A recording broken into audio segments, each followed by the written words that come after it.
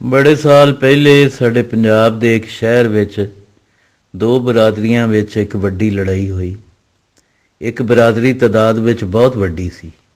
ਉਹਦੇ ਸ਼ਹਿਰ ਵਿੱਚ ਤਕਰੀਬਨ 2-2.5 ਹਜ਼ਾਰ ਘਰ ਸਨ, ਜਿਸ ਵਿੱਚ ਮਾੜੇ ਤਗੜੇ ਸਾਰੇ ਸ਼ਾਮਲ ਸਨ। ਇਹ ਬਰਾਦਰੀ ਤਾਜਰ ਪੇਸ਼ਾ ਤੇ ਦਿਹਾੜੀਦਾਰਾਂ ਤੇ ਮੁਸ਼ਤਮਲ ਸੀ। ਦੂਜੀ ਬਰਾਦਰੀ ਦੇ ਸ਼ਹਿਰ ਵਿੱਚ ਮੁਸ਼ਕਲ ਨਾਲ ਕੋਈ 20-25 ਘਰ ਸਨ, ਪਰ ਇਹ ਚੰਗੇ ਆਕੜਾਂ ਵਾਲੇ ਜ਼ਮੀਨਾਂ ਵਾਲੇ ਸਨ। ਇੱਕ ਦੇ ਸਿਰ ਕੜਵੇਂ ਬਦਮਾਸ਼ ਮੁੰਡਿਆਂ ਨੂੰ ਆਪਣੀ ਤਾਦਾਦ ਦਾ ਮਾਣ ਸੀ ਤੇ ਦੂਜੀ ਬਰਾਦਰੀ ਦੇ ਇੰਜ ਦੇ ਮੁੰਡਿਆਂ ਨੂੰ ਆਪਣੀਆਂ ਜ਼ਮੀਨਾਂ ਦਾ ਮਾਣ ਸੀ।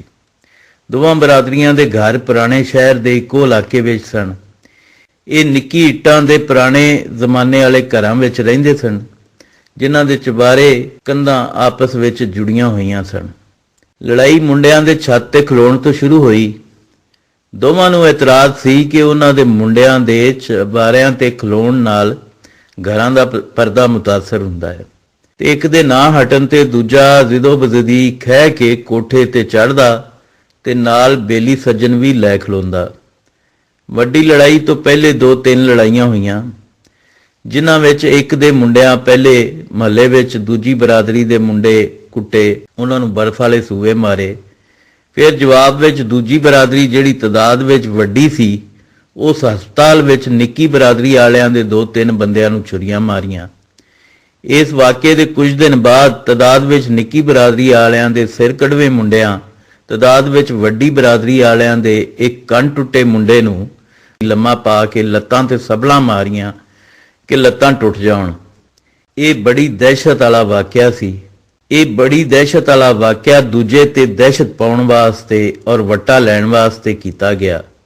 ਇਸ ਅਖੀਰਲੀ ਲੜਾਈ ਬਾਅਦ ਵੱਡੀ ਬਰਾਦਰੀ ਦੇ ਮੁੰਡਿਆਂ ਦੀ ਉਹਨਾਂ ਦੀ ਬਰਾਦਰੀ ਵਾਲਿਆਂ ਵਿੱਚ ਸਪੋਰਟ ਵੱਧ ਗਈ। ਸੁਣਦੇ ਸਾਂ ਕਿ ਉਹਨਾਂ ਇਸ ਲੜਾਈ ਨੂੰ ਬਕਾਇਦਾ ਲੜਨ ਵਾਸਤੇ ਚੰਦਾ ਵੀ ਇਕੱਠਾ ਕੀਤਾ ਸੀ।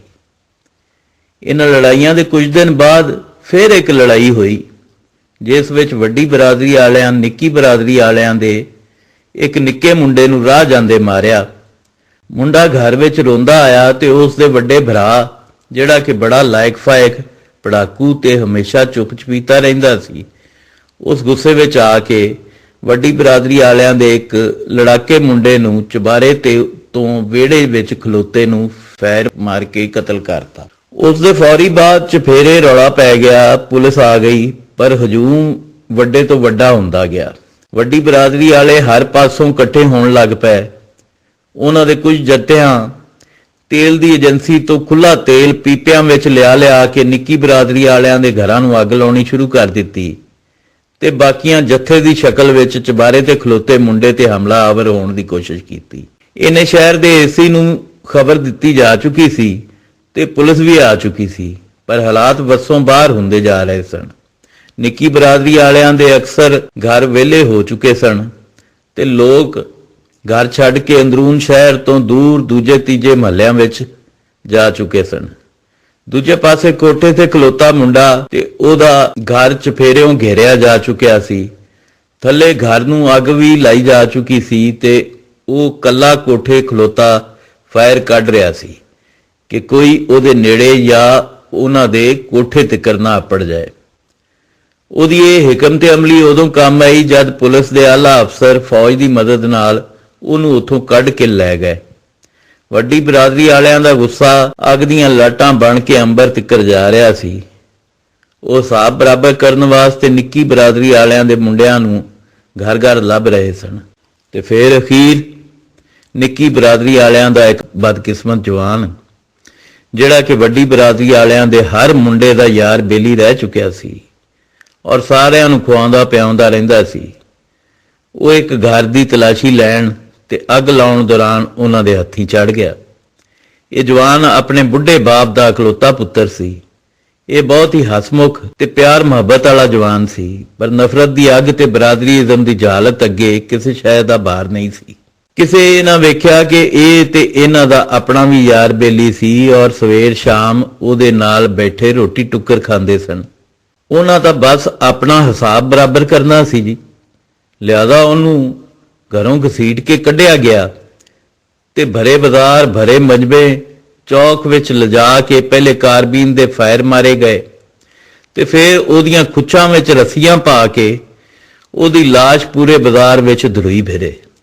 ਅਖੀਰ ਜਦ ਲਾਸ਼ ਘਸੀਟ ਕੇ ਥੱਕ ਹਟੇ, ਫਿਰ ਇੱਕ ਚੌਕ ਵਿੱਚ ਖਲੋ ਕੇ ਉਹਦੀ ਲਾਸ਼ ਨੂੰ ਅੱਗ ਲਾਉਣ ਦੀ ਕੋਸ਼ਿਸ਼ ਕਰਨ ਲੱਗੇ ਤੇ ਉਸ ਵੇਲੇ ਚੌਕ ਦੇ ਥੱਲੇ ਵੱਸਦੀ ਸਾਈਆਂ ਦੀ ਬਸਤੀ ਵਿੱਚੋਂ ਕੋਈ ਸਾਈ ਇਕੱਠੇ ਹੋ ਕੇ ਉਹਨਾਂ ਦੇ ਸਾਹਮਣੇ ਆਣ ਖਲੋਤੇ ਔਰ ਆਖਿਆ, ਅਸੀਂ ਇਹਦੀ ਲਾਸ਼ ਨਹੀਂ ਸਾੜਨ ਦੇਣੀ।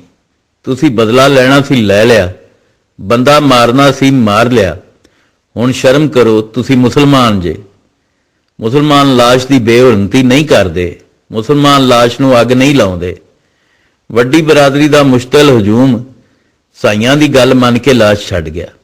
ਉਹਨਾਂ ਦੇ ਮਕਤੂਲ ਦੀਆਂ ਖੁੱਚਾਂ ਵਿੱਚ ਕਸਾਈਆਂ ਵਾਂਗ ਰੱਸੀਆਂ ਪਾਉਣ ਦੇ ਅਮਲ ਤੋਂ ਸ਼ਹਿਰ ਦੇ ਅਕਸਰ ਲੋਕ ਉਸ ਪੂਰੀ ਬਰਾਦਰੀ ਦੇ ਲੋਕਾਂ ਨੂੰ ਕਸਾਈ ਆਖਣ ਲੱਗ ਪਏ।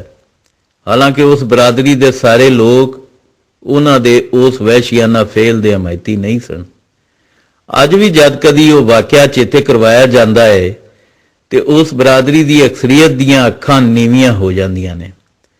ਬੇਸ਼ੱਕ ਉਹ ਬੜਾ ਵਹਿਸ਼ੀਆਨਾ ਕਤਲ ਸੀ, ਬੇਸ਼ੱਕ ਉਹ ਵੱਡਾ ਜੁਰਮ ਸੀ, ਪਰ ਇੱਕ ਗੱਲ ਅੱਜ ਮੰਨਣੀ ਪਵੇਗੀ ਕਿ ਸਾਈਆਂ ਦੇ ਆਖਣ ਤੇ ਹੀ ਸਹੀ ਉਹਨਾਂ ਲਾਸ਼ ਨੂੰ ਅੱਗ ਨਹੀਂ ਲਾਈ ਸੀ।